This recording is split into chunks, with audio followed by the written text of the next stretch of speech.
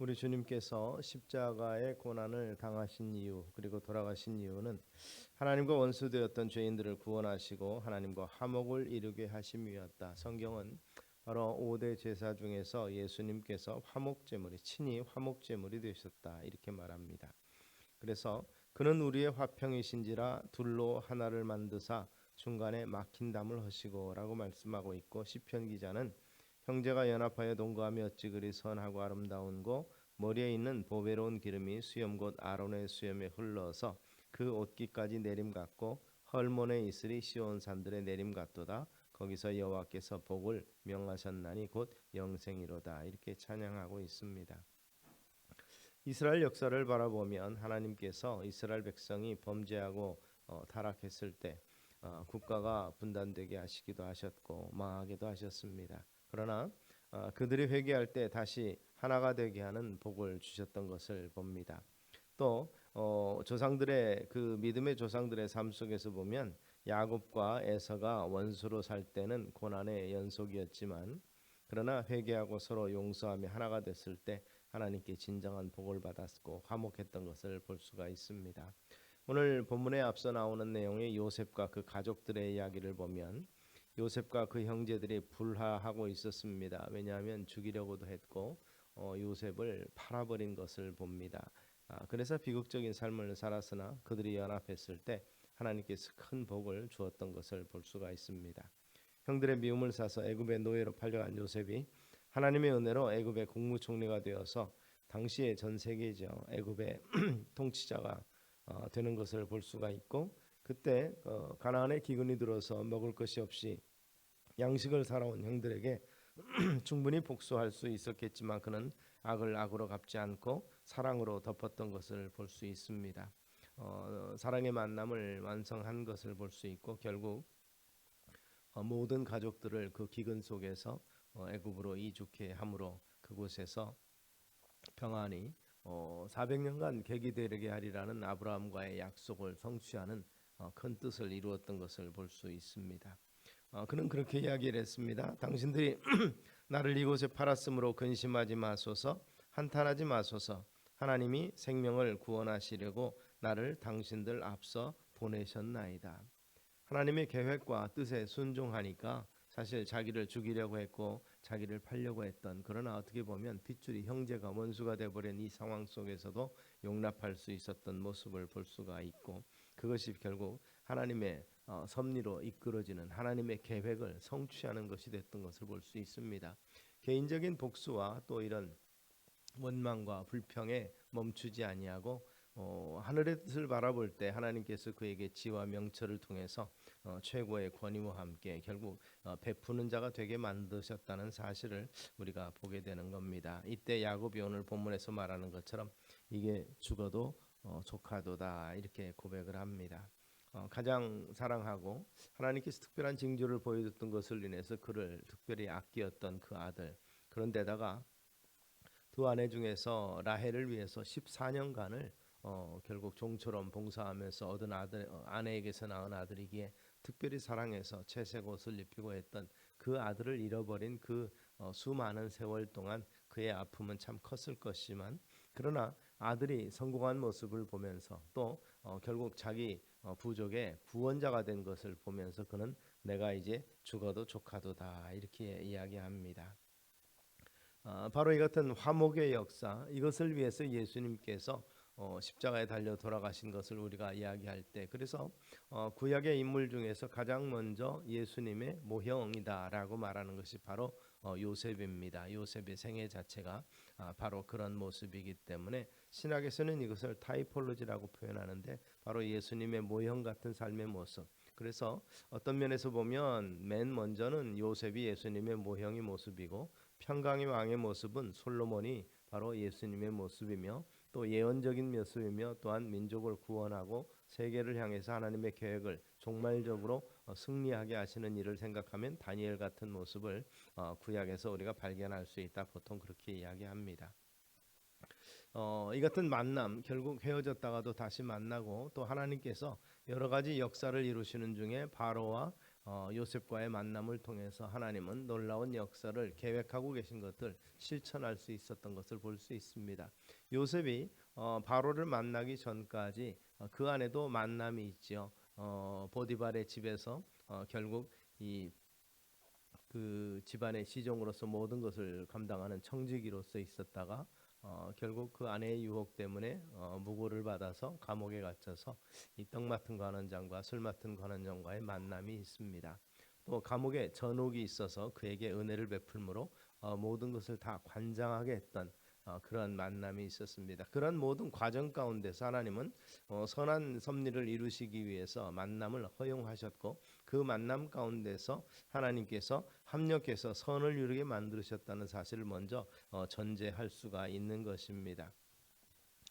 일반적으로 보는 세계사 역사 속에서도 재미있는 만남들을 우리가 볼 수가 있습니다. 우리가 알고 있는 바 이 플라톤과 이 소크라테스와의 관계를 생각해 봅니다. 세계 4대 성인 이러면서 철인 소크라테스가 굉장히 유명한 것을 우리는 알고 있습니다. 서양 사상이 어떻게 근본을 이루고 있다고 볼 수 있고 그것을 문제는 소크라테스 혼자서 그것을 이룬 것이 아니라 그에게 훌륭한 특출한 제자가 있었죠. 우리가 아는 것처럼 이 철학자 플라톤은 원래 그리스의 귀족의 아들로서 정치의 뜻을 품고 있던 사람이었지만 결국 위대한 스승인 소크라테스를 만나면서 결국 철학가가 됐습니다. 만약 플라톤이 소크라테스를 만나지 못했다면 세상 역사가들은 그렇게 말합니다. 한낱 일개 유명한 정치가로서 삶을 마무리하다 어쩌면 이런 정쟁 속에서 희생이 되어서 역사 속으로 사라져버릴지도 모르는 일인데 그 위대성 뒤에는 소크라테스라는 한 인간과의 만남이 있었다 이렇게 평가를 합니다. 그리고 또 한편으로는 소크라테스는 소크라테스대로 이 플라톤이라는 제자를 둠으로 말미암아서 그가 소크라테스가 됐다 이렇게 이야기하는 사람들도 있습니다. 왜냐하면 유명한 선생이여 철학가임이 분명하지만 그의 제자인 플라톤이 그의 사상과 철학을 정리해서 후대에 글로 남기지 않았다면 소크라테스라는 인물이 그의 사상이 우리에게 영향을 미칠 수 있었겠는가? 그를 누가 알 수 있었겠는가? 수천 년 전에 그리스의 한 철학자를 어떻게 알 수 있겠는가? 이렇게 평가합니다. 그런 면에서 보면 참 복된 만남이죠. 세상에서도 우리가 알고 있는 바 동양에서도 비슷한 예가 있습니다. 맹모 삼촌지교라고 하는 그런 우리는 고사를 알고 있는데 맹자의 모친이 3번이나 이사를 해서 결국 맹자가 말하자면 고대 중국의 석학이 될 수 있었다라는 것을 보죠. 장례식장과 또 상가 시장에서 하다가 서당 옆으로 옮겨서 결국 아이가 주변의 환경을 바라보면서 만남도 있고 환경과의 만남도 있고 이런 것들을 통해서 결국 성공한 이야기들 이런 것들을 우리가 많이 볼 수 있는데 가장 중요한 의미에 있어서 역사를 주관하시는 하나님의 은혜 속에서의 이 만남이 얼마나 중요한가는 우리는 또한 생각해 봅니다. 왜냐하면 참새 한 마리라도 땅에 떨어지는 것이 하나님의 뜻이 아니면 안 된다고 성경은 분명히 선포하고 있기 때문에 그런 면에서 우리에게 주어지는 이 만남과 그리고 삶의 모습은 하나님의 섭리 가운데 있다는 사실을 먼저 전제하고 우리는 생각을 해봅니다. 그래서 요셉과 이스라엘 민족이 결국 아브라함에게 약속한 것처럼 400년간 이방에서 객이 되리라는 약속의 말씀이 언제 이루어질지 알 수 없었는데 이제 이스라엘의 때에 와서 이것이 이루어집니다. 야곱의 때에 요셉을 인하여서 그들이 애굽으로 이주했고 애굽의 고센 땅 마지막 34절에 보면 그들이 고센 땅에 살 수밖에 없는 이유 그것은 이 요셉이 준비한 전략이죠. 애굽 가운데서 이렇게 섞여 살게 되면 결국 이스라엘의 독립성이 사라질 것을 아마 그 염두에 두었던 것으로 우리는 평가를 하는데 그는 애굽 사람들이 농사를 주로 위주하는 사람들이기 때문에 목축업을 하는 사람들을 경멸하고 그래서 그들 가운데서 두고 싶지 않은 심리를 이용해서 그 당시 어떻게 보면 개척되지 아니하는 이 말하자면 그 광야 같은 그러나 기름진 땅 고센 땅 나일 하루의 삼각지라고 할 수 있는 고센 땅에 이스라엘이 거주하게 만들었고 그 기름진 땅에서 결국 큰 민족을 이루게 만드신 하나님의 섭리를 이루어 가는 것을 우리가 볼 수가 있는 것입니다.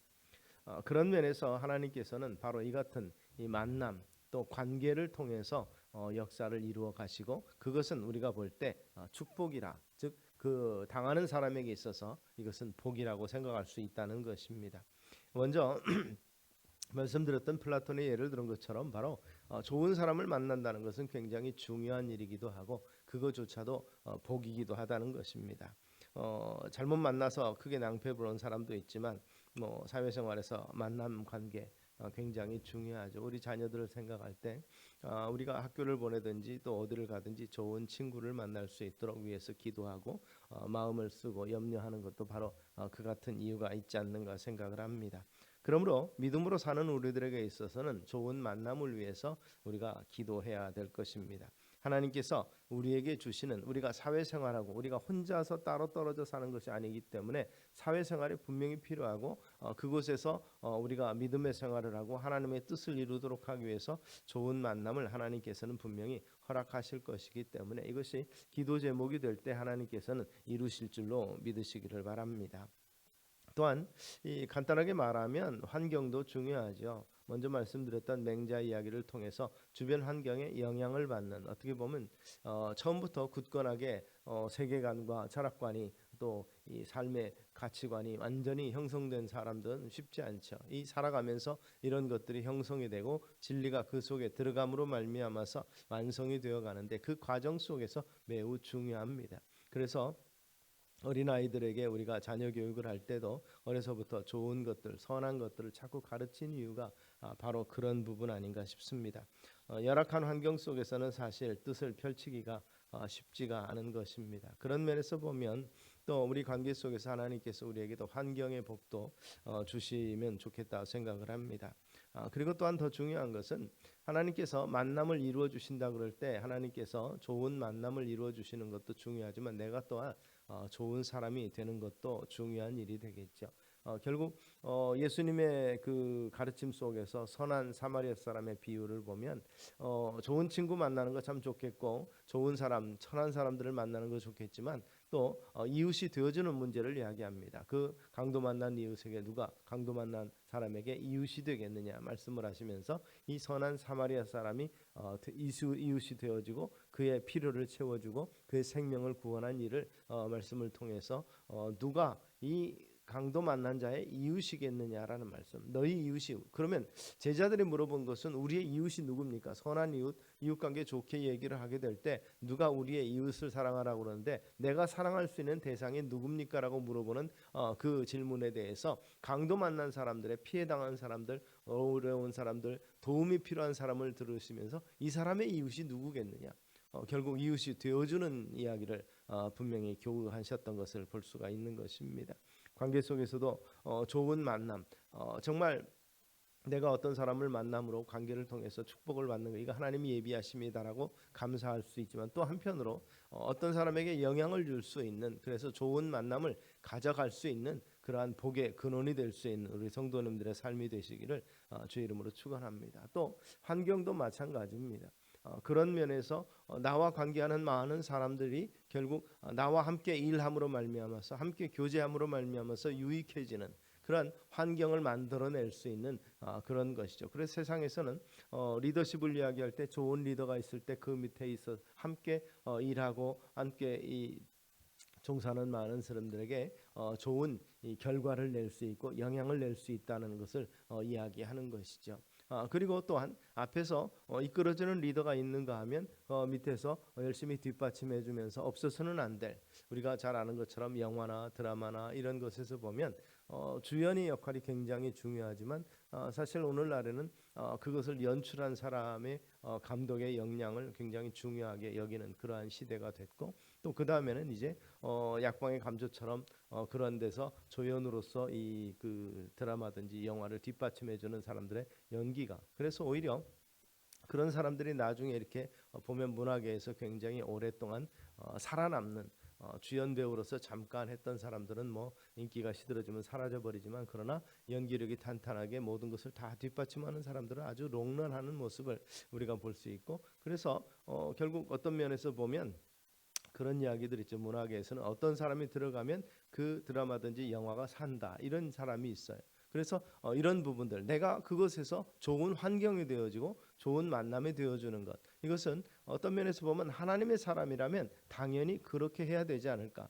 복의 근원이 되는 사람이라면 그곳이 있는 곳에서 그가 좋은 만남을 만들고 좋은 환경을 만들어내는 복의 근원이 되는 것이 당연한 일이 아닐까 한번 생각해 보는 것입니다. 그렇다면 그 복의 근원이 되고 당연한 일을 만들어낼 수 있는 그 같은 은혜는 어디서부터 온가? 무엇이 축복인가에 대해서 성경은 뭐라고 말하냐면은 가장 중요한 만남은 첫 번째 하나님과의 만남이라고 이야기하고 있습니다.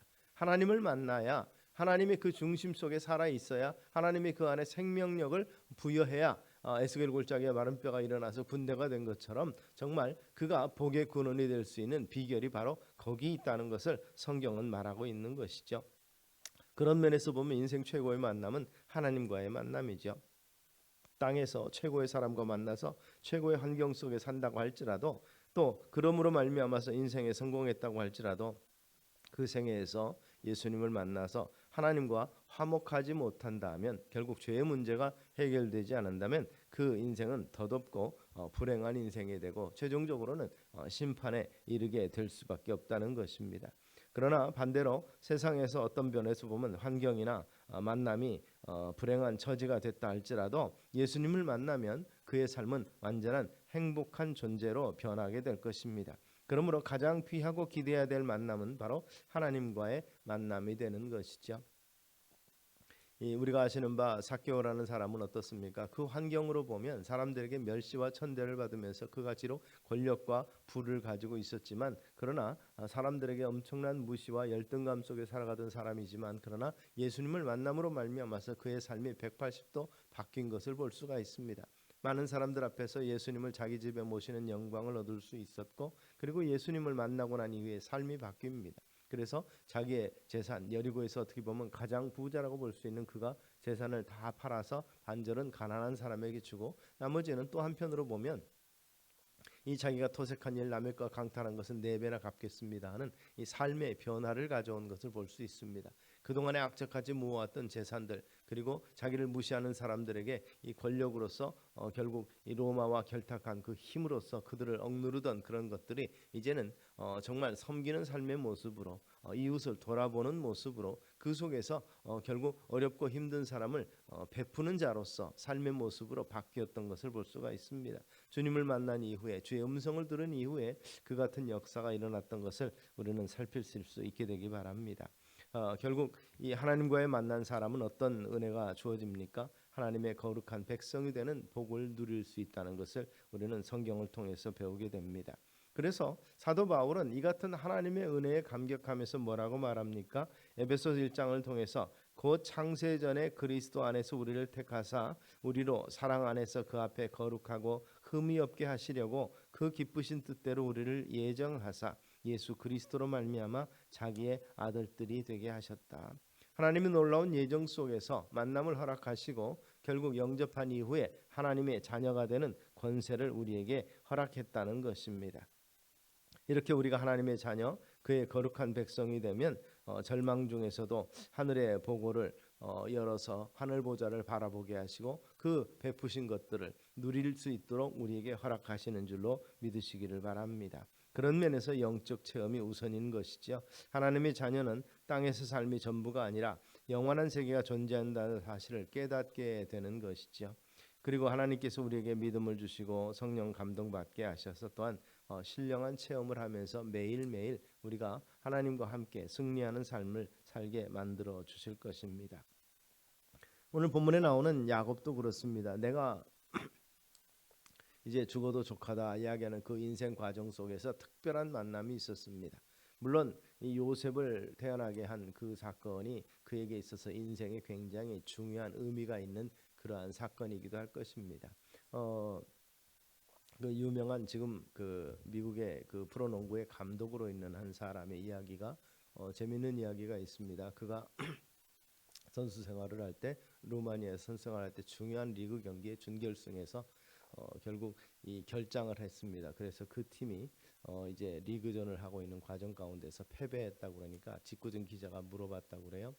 그 사람이 중요한 경기인데 결장을 했다는데 아들 때문에 결장을 했다는데 그게 맞는 이야기입니까? 그래도 되는 겁니까? 이렇게 이야기하니까 팀을 위해서 희생하지 아니하고 자기 개인적인 일로 이러한 중요한 시합에 빠져도 되는 겁니까? 그랬더니 그 감독이 그렇게 이야기를 합니다. 그에게 있어서 생명의 태어남은 신비한 것이고 그에게 있어서는 팀의 영광과 명예보다도 그가 아빠가 되는 것이 얼마나 중요하고 행복한 순간인가, 그 순간을 놓치게 할 수가 없다, 이렇게 이야기를 하면서 결국 그 부분에 대해서 이야기를 합니다. 결국 게임은 이길 수도 있고 질 수도 있고 리그에서 우승할 수도 있고 그렇지만, 그러나 아들과의 첫 만남, 이것을 방해하고 싶지 않았고 그를 비난해서도 안 된다, 이렇게 얘기를 했다고 합니다. 바로 그런 면에서 소중함이죠. 이런 관계의 소중함, 이런 것들을 우리가 생각해보고 할 수 있는데, 야곱에게 생에 있어서 사랑하는 아내에게서든 사랑하는 아들을 얻는 것이 귀하지만 그보다 앞서서 더 귀한 경험이 그에게 있습니다. 바단 아람으로 갈 때 결국 베델에서 하나님을 만나는 경험이 있죠. 천사가 저물어 오르락 내리락 하는 모습을 보여서 바로 중보자의 모습을 거기서 보게 되는 것이죠. 그리고 어디로 가든지 내가 너와 함께함이라는 하나님의 약속의 말씀을 듣게 됩니다. 그 약속의 보장을 받고 나서 정말 이 처음 가본 외삼촌 라반의 집, 모든 것이 낯설고 사실상 결과론으로 볼 때 라반에게 많은 이 속임을 당하고 마지막에는 모든 것을 다 빼앗길 위기까지 가게 될 정도까지의 관계, 그가 잃었던 모든 것들을 다 잃어버릴 수도 있는 그런 이 어떻게 보면 절대적인 그런 그 절박한 상황까지도 가게 되는 것이죠. 핑계는 그렇습니다. 라헬이 훔쳐간 그 아버지 라반의 드라빔 때문에 쫓아왔지만 그동안에 야곱이 잃었던 모든 무리들 그리고 자녀들, 이런 것들을 다 빼앗기 위해서 핑계가 드라반이죠. 왜냐하면 하나님이 중재하고 그들이 다 돌아가서 이제는 경계를 넘고 다시는 서로 간에 침범하지 말자고 돌아갔을 때 그 상태를 보면 드라빔이 없었을 때 그들은 망할 줄 알았는데 그냥 돌아갔거든요.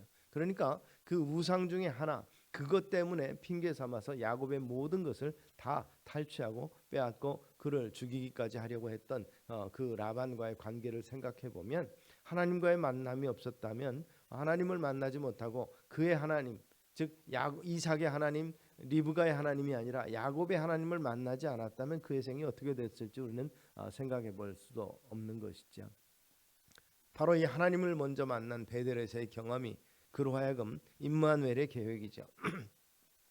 내가 어디로 가든지 너와 함께 할 것이고 다시 돌아올 때까지 너를 떠나지 않겠다는 그 약속의 말씀이 그로 하여금 이방 땅에서 결국 홀로 살아남을 수 있는 삶의 기본적인 원동력이 됐다는 것을 우리는 생각해 보는 것이죠.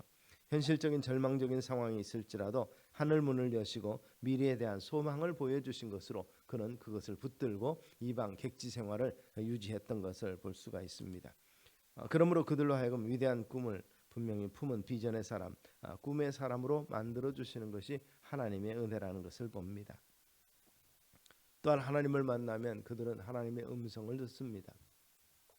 요셉이 하나님 음성을 듣고 내가 너와 함께함이라는 약속의 말씀을 듣고, 모세도 그렇습니다. 기적을 체험한 이후에 광야에서 떨기나무가 불타는 것을 듣는데 그 다음에 하나님께서 그에게 말씀합니다. 내 선 곳은 거룩한 곳이니 너는 그 발에서 그 신을 벗으라. 결국 하나님과의 만남을 통해서 대화를 이어가고 결국 시내산에서 하나님의 온전한 음성을 듣습니다. 하나님과의 관계 속에서 이스라엘의 대표로서 그 언약을 맺는 관계를 이어줬던 것을 볼 수가 있습니다. 하나님의 말씀이 임재하는 것, 주님께서도 그렇습니다. 사명을 받기 위해서 요단강에 세례받을 때 이는 내 사랑하는 아들이요 내 기뻐하는 자라는 말씀을 들을 수 있었고, 사도 바울 역시 다메섹으로 가는 길에 주님이 부르시는 그 음성을 들었던 것을 우리는 기억하시기를 바랍니다. 이처럼 하나님은 우리를 부르시고 늘 우리에게 말씀하시는 하나님이신 것을 우리가 기억하셔야 될 것입니다. 하나님의 말씀을 듣고 그 말씀에 순종하는 것만큼 큰 복은 없다는 것이죠. 또 하나님의 말씀을 듣고 따르는 사람에게 하나님께서는 그의 삶을 인도하시는 복을 누리게 만들어 주시는 것을 볼 수 있습니다. 광야의 이스라엘에게 하나님께서는 불기둥과 구름 기둥으로 그들의 삶을 인도하시고 보호하셨습니다. 말씀드렸던 야곱에서의 약속, 그 베델에서의 야곱과의 약속, 내가 너와 함께 있어 내가 어디로 가든지 너를 지키며 너를 이끌어 이 땅으로 돌아오게 할지라 내가 내게 허락한 것을 다 이루기까지 너를 떠나지 아니라라고 약속하신 이 하나님의 말씀은 일생 동안 그와 함께 하셨던 것을 우리는 발견할 수 있습니다. 약속한 것을 반드시 이루시는 미쁘신 그 하나님, 그 하나님이 우리의 하나님 되신다는 사실을 성경은 선포하고 있습니다. 바울이 고백한 것처럼 하나님의 자녀되는 권세를 우리에게 누리게 하셨다는 것이죠. 시건치 아니하시는 하나님, 후회가 없으신 하나님, 그 말씀하신 바를 행치 않으시며 하신 말씀을 실행하지 아니하시랴 하고 이 선포하신 그 하나님이 우리의 하나님 되시는 것이죠. 그래서 이사야 선지자는 여호와의 열심히 이를 이루리라 이렇게 얘기했고, 또 바울은 내가 하나님의 열심으로 너희를 위하여 열심을 낸다고 얘기했고, 예레미야 선지자는 나 여호와가 말하노라 내 말이 불같지 아니하냐 반석을 쳐서 부서뜨리는 방망이 같지 아니하라면서 우리 안에 살아 움직이며 역사하시는 하나님의 말씀에 대해서 증거한 것을 기억하실 수 있게 되기 바랍니다. 말씀드렸던 것처럼 하나님과의 만남이 가장 소중한 의미가 있고, 그 하나님을 만난 사람이 다시 이제 역으로 추적해 올라가면 모든 관계 속에서 복의 근원이 되는, 그래서 좋은 만남을 만들어내는 삶으로서 살아갈 수 있는 기회가 하나님과의 만남을 통해서 먼저 이루어져야 될 줄로 믿습니다. 그리고 나서 정말 좋은 만남이 되는 것, 바로와 만남을 통해서 요셉이 총리가 되었고, 그리고 나서 그 요셉은 어떻습니까? 자기 가족을, 가문을 구원하는 구원자가 됐던 것을 볼 수가 있는 것입니다. 그런 면에서 가정도 그렇죠. 좋은 아내를 바라는 남편은 먼저 자신이 좋은 남편이 되기 위해서, 정말 좋은 자녀들을 위해서 우리는 좋은 부모가 되기 위해서 노력해야 될 것입니다. 또 사업도 그렇죠. 좋은 종업을 만나기를 원하는 사람은 좋은 사업주가 먼저 되어야 될 것입니다. 그런 면에서 보면 우리나라에 들어온 그 많은 외국인 노동자들, 어떤 사람은 시니컬하게 비판적으로 그런 이야기하면서 그런 얘기합니다. 외국의 여러 가지 그 정보라든지 이런 것들을 얻기 위해서 많은 그 일종의 스파이들이죠. 스파이들이 노동자로 그 신분을 위장하고 우리나라에 들어왔지만 악덕업주들 때문에 결국 여기서 정착하지 못하고 뿌리내리지 못하는 그러한 결과가 나왔다라고 이것을 비판적으로 보는 사람도 있지만, 또 유머러스하게 해석하는 사람들도 있습니다. 쉴 틈도 없이 굴리면서 월급도 안 주고 고생하게 만들고, 그래서 자기들이 정착하고 자리 잡고 이 스파이 활동을 충분히 할 수 있는 여건이 허락이 안 돼서 우리나라가 지켜졌다. 이 악덕 이 업주 때문에 우리나라가 지켜졌다. 이렇게 이야기하는 사람들을 듣고 참 웃긴다는 얘기했지만, 그러나 그런 면에서 보면 정말 살기 좋은 나라요, 또 살기 좋은 관계 속에서 정말 내가 좋은 사람, 좋은 사업주가 되는 것, 그래서 사람들에게 복의 근원이 되는 그러한 삶이 된다면 얼마나 좋겠는가 생각을 해봅니다. 그런 면에서 누구나 하나님을 만나야지 이러한 사건이 되겠고, 또 하나님을 만난 사람들은 누구에게나 좋은 만남을 제공해주는 그러한 삶을 살아야 될 것으로 생각해 봅니다.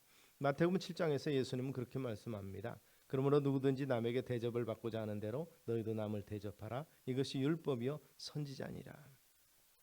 서로가 서로를 대접하고 섬기는 가운데 하나님께서 허락하신 이 만남의 복이 이 땅 가운데 충만하게 될 줄로 믿으시기를 바랍니다. 그래서 하나님께서 어떤 사람의 복을 주기 위해서 먼저 좋은 만남으로 이끌어 주시고, 먼저 만나 주시고, 그리고 나서 또한 그를 통해서, 이 만남을 통해서 하나님의 뜻이 펼쳐지도록 역사하시는 분이 하나님이십니다. 그런 면에서 이 같은 은혜, 이 같은 복이 우리에게도 있어서 우리가 그 중심에 있을 수 있는, 먼저 하나님을 통한 복의 근원이 되는 삶을 살아가시는 우리 성도님들 되시기를 주의 이름으로 축원합니다. 기도하겠습니다.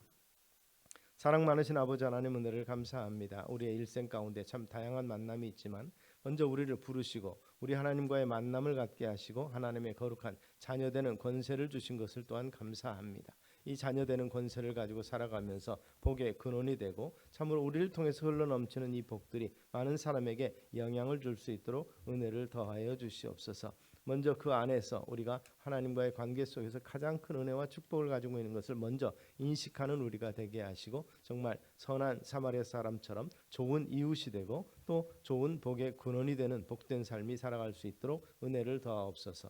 예수님 이름으로 기도드리옵나이다. 아멘. 다 같이 일어서서 우리 찬송 같이 합니다. 86